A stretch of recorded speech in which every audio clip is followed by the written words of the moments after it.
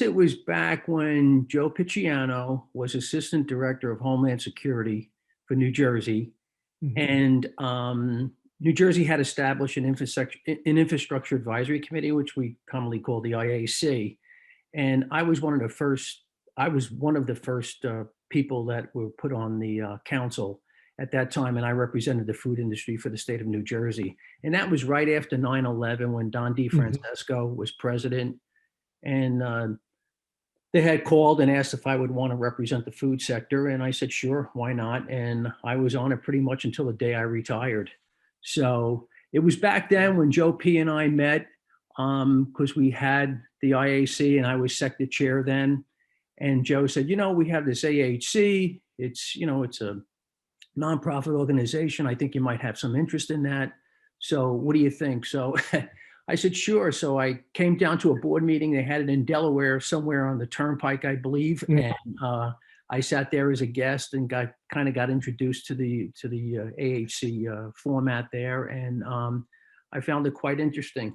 And then shortly right after that, not too long, maybe a few years right after that, that's when Hurricane or Tropical Storm Sandy had hit. So then I became more involved. So I think at that time they were really in the infancy of putting a lot of pieces together and how the AHC could help the private and public sector. I was more interested in how I can help, being a representative of the food industry, and how we can tie those both pieces together. Because there's always that matter of trust between government and the private sector.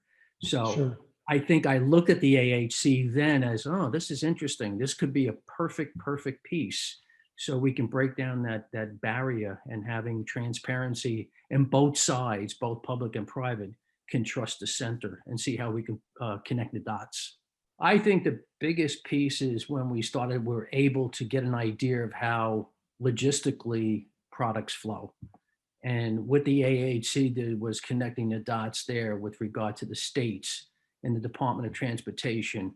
And that whole piece, I think, was very important. And they became a sounding board and a good point of information finding, where you can feel comfortable calling the AHC and say, okay, what about this, this, and this? And I think one of them was generators. I mean, we spoke about this in the past. Where can I go for a source? Where can I find it? By picking up the phone and saying, hey, I need generators, or I need fuel distribution, or I need trucks moving this, and I think the biggest piece, and I don't want to even pass up on this, is the fact that they were very instrumental when it came to the public utility piece. When Oh, you sure. when you had power outages, the organization had a stronghold with the electric sector, and they became a great source of information with regard to helping people. And Tim, it's all about knowing the people at the right places to call. You can sit behind your desk and think you have all the answers.